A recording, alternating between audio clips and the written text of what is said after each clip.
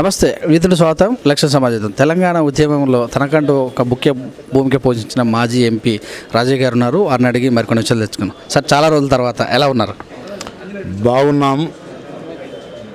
గౌరవనీయులు పెద్దలు his excellency Dattatreya గారు హిమాచల్ ప్రదేశ్కు గవర్నర్గా నియామకం కావడం పట్ల మనస్ఫూర్తిగా నా అభినందనలు, హర్షాన్ని వ్యక్తం చేస్తూ ఉన్నాను. దత్తాత్రేయ గారు చిన్నతనం నుంచి నేటి వరకు అంకిత భావంతో ఒక గొప్ప ప్రజాసేవకునిగా ప్రజల భావాలను అర్థం చేసుకొని ప్రజాస్వామ్యబద్ధంగా ప్రజాసేవలో అంకితమైనటువంటి గొప్ప నాయకుడు. వారి యొక్క సేవలు హిమాచల్ ప్రదేశ్కే కాకుండా నా తెలంగాణ రాష్ట్రానికి కూడా అందాలని కోరుతా ఉన్నాను. ఇది తెలంగాణ ప్రజల యొక్క గౌరవం. ఈ తెలంగాణ ప్రజలకు ఇచ్చినటువంటి బిరుదుగా మేము భావిస్తూ ఉన్నాం. తెలంగాణ ప్రజలందరూ ఈరోజు సంతోషిస్తున్నారు. తెలంగాణ ఉద్యమంలో కూడా పార్టీలకు అతీతంగా మాతో కలిసిమెలిసి ఎంపీగా, మంత్రిగా మాతో కలిసిమెలిసి పనిచేసిన గొప్ప నాయకుడు. అరమరికలు లేకుండా పనిచేసి ఉన్నారు.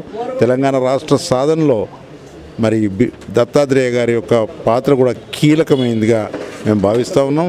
ఆయన సీనియర్ నాయకుడు అవటం చేత, మేము జూనియర్లుగా ఉండటం చేత ప్రతి విషయంలో ఆయనను అనుసరిస్తూ ఆయన మార్గదర్శనాన్ని తీసుకుంటూ ముందుకు వెళ్ళినాము.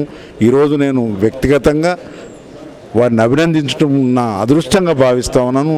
నేను చిన్నవాడిని పెద్దవారికి ఆశీస్సులు ఇవ్వటం కానీ, పెద్దవారిని అభినందించడం కానీ చోటీము బడి బాతులాగా అనిపిస్తుంది. కాబట్టి నా యొక్క అదృష్టంగా భావిస్తూ మరి ప్రజానీకం అందరూ ఈరోజు సంతోషిస్తూ ఉన్నారు.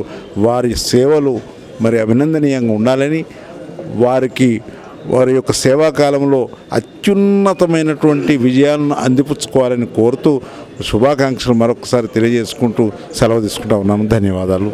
Thank you.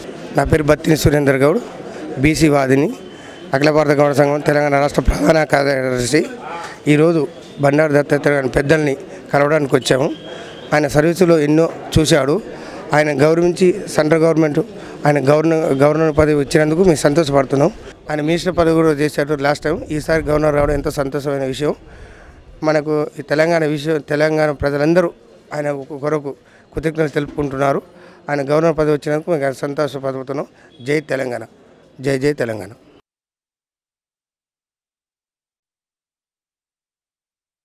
మాజీ మంత్రివర్యులు మరి సీనియర్ లీడర్లు కృష్ణారావు గారు ఉన్నారు. వారిని అడిగి తెలుసుకుందాం. సార్, చెప్పండి సార్.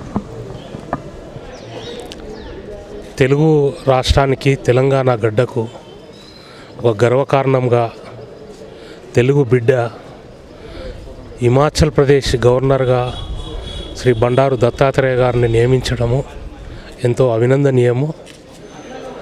వారు చిన్నప్పటి నుంచి ప్రజల కోసం, ప్రజల మధ్యన బడుగు, పేద, బలహీన వర్గాల వారి సమస్యలకు పరిష్కారానికి కృషి చేస్తున్నటువంటి వ్యక్తిగా, ప్రజల దగ్గరగా ఉన్నటువంటి వ్యక్తిగా ఈరోజు మనము ఎన్నో ఉన్నత పదవులు పొంది ఈరోజు గవర్నర్గా నియమితులైనటువంటి బండారు దత్తాత్రేయ గారికి ప్రత్యేకంగా శుభాకాంక్షలు తెలియజేస్తున్నాను.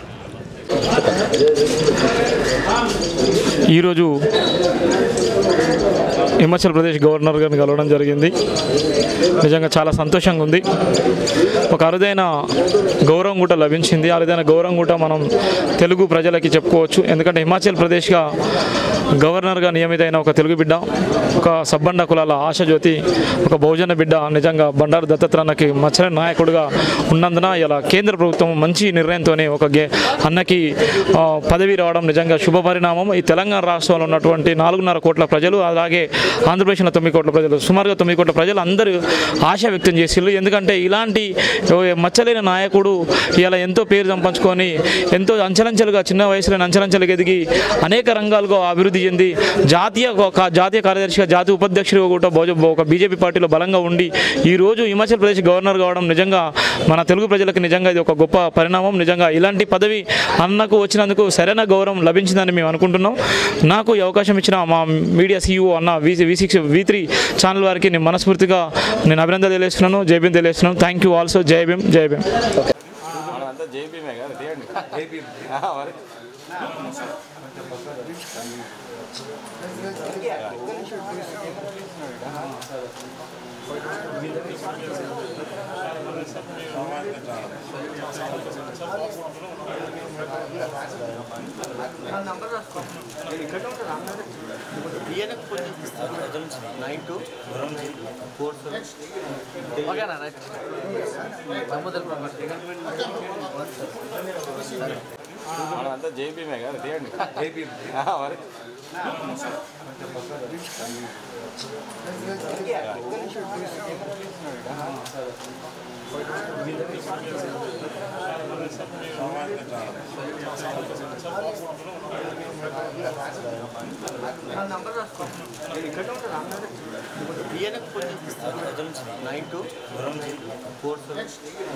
ఓకేనా రైట్.